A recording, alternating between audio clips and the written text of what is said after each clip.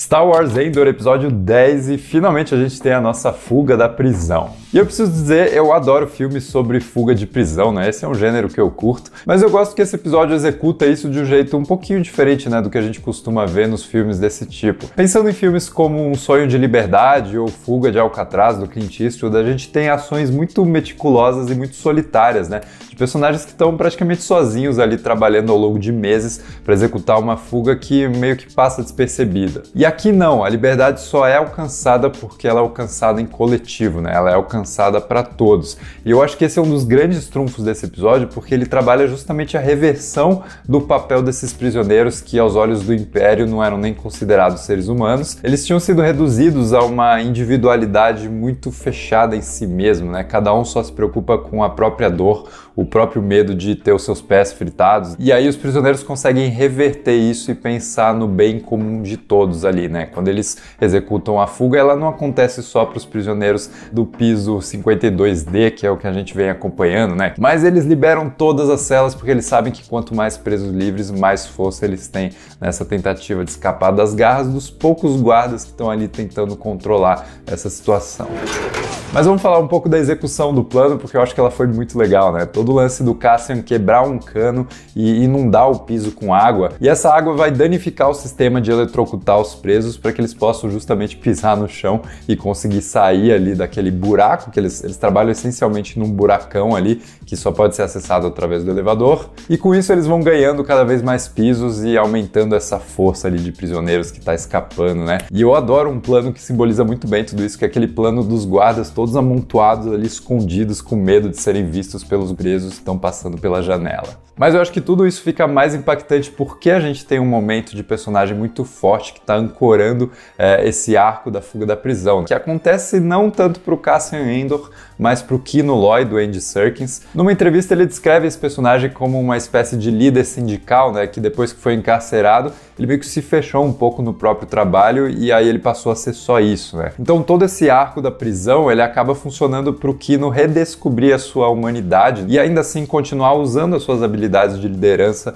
e de controle ali de várias pessoas e de organização para conseguir alcançar um objetivo. E o roteiro continua fazendo isso com muita naturalidade, que tem sido forte dessa série, né? Nenhum dos personagens ele vira uma chavinha e aí ele completa o seu arco, né? O Kino começa o episódio ainda tendo dificuldades para aceitar a realidade, né? Até que ele consegue fazer isso. Aí ele passa para o discurso super poderoso que ele faz ali no microfone, né? Dizendo para todos os presos que eles têm que sair, que aquela é a última chance deles. E assim como o resto da série, esse é um discurso que começa menor, começa mais suave, mais lento, né? E ele vai ganhando força até que termina naquele final super motivador que move todos os presos a darem o máximo de si nessa fuga. Só que tudo isso termina de um jeito muito triste, né? Porque os presos conseguem fugir, eles pulam no mar e saem nadando em busca da liberdade, num enquadramento também muito bonito que mostra a cena de cima ali, os presos nadando como se fossem peixinhos no meio da água. Mas o Kino não sabe nadar, cara, então ele acaba ficando para trás. O Cassian é levado pela multidão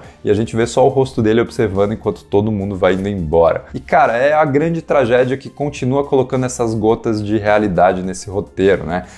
Por mais que a gente faça tudo direitinho, as nossas ações ainda assim estão sujeitas a um agente de casualidade, a um agente externo. Então é frustrante porque é para ser frustrante. A gente acompanha a jornada desse personagem, mesmo assim o roteiro não dá esse consolo de uma aventurinha previsível, uma aventurinha genérica, sabe? Que consegue ou salvar os seus personagens ou sacrificar eles num ato heróico e super honrado. Não é o caso, né? A mesma coisa que acontece no episódio do assalto em Aldhani. Os personagens simplesmente morrem, cara, de um jeito súbito e de um jeito brusco que é extremamente brutal. E eu sei, a gente não vê ele morrendo, né? Mas ele fica pra trás, esse não é o destino que a gente gostaria pro personagem, então... Ah, cara, Andy Serkis, sinto por você. Mas a gente não tem tempo para lamentar porque o episódio segue em frente, né? A gente tem uma pequena cena em Ferrix que serve para mostrar que a vigilância do Império continua aumentando nesse local. E a gente vai para uma cena da Mon Mothma se encontrando com o cara de Chandrila, que é aquele contato meio moralmente questionável que vai mover o dinheiro dela sem que o Império perceba. E mais uma vez ela não consegue dar o passo final, sabe? Ela não consegue simplesmente se entregar às exigências que todo esse sistema sombrio tá fazendo para ela. Então quando ela tem a chance de de usar os serviços do cara, a única coisa que ele pede em troca é um pequeno desconforto, sabe? Ao invés de um suborno, ao invés de uma grana extra, ele quer que o filho dele se case com a filha dela seguindo os costumes de Shangri-La, que é fazer, tipo, as pessoas se casarem aparentemente muito cedo e sem o seu consentimento. E a Mon Mothma diz que nem quer pensar nisso, né? Ela recusa imediatamente, porque essa foi a situação que ela viveu com seu marido, e todos temos visto no que isso deu, né? O marido dela é realmente um babaca. E é curioso que até agora a série não mostrou um único motivo pelo qual a gente desejaria que a filha dela fosse feliz, já que ela continua sendo simplesmente uma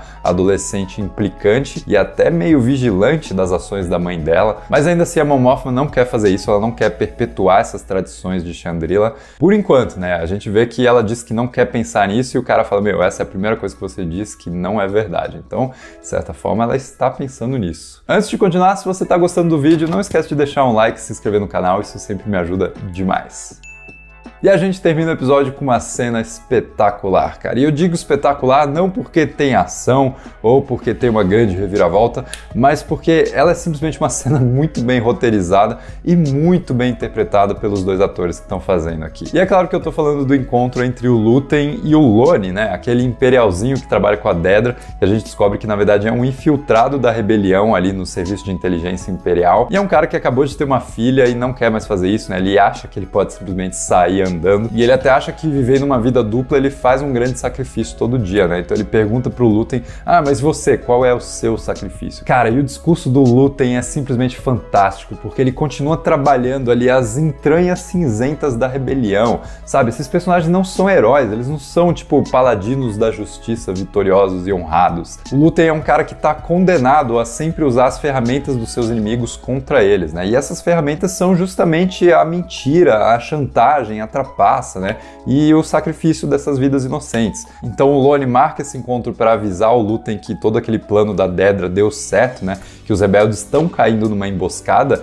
E o Lúthien fala, cara, é mais importante para mim ter você infiltrado ali na agência imperial do que salvar essas vidas que você tá me avisando que vão ser perdidas. E a gente continua gostando do personagem, não porque ele é uma pessoa moralmente inquestionável, sabe? Não porque ele é uma pessoa boa, mas porque ele é um personagem interessante, ele é um personagem real, ele é um personagem complexo. Esse é o maior trunfo de Endor, cara. Não são as cenas de ação, não são os tirinhos, sabe? É a construção dessas camadas tridimensionais nesse conflito autoritário que está se desenrolando pela galáxia e que espelha tristemente muitas coisas que a gente vê no nosso mundo até hoje. Star Wars realista, cara.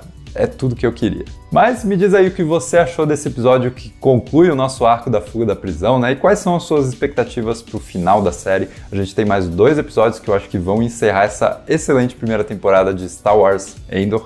Comenta aqui embaixo, quero muito saber, pra gente continuar discutindo. E se quiser assistir outro vídeo, eu vou deixar ele aqui. Muito obrigado e até a próxima.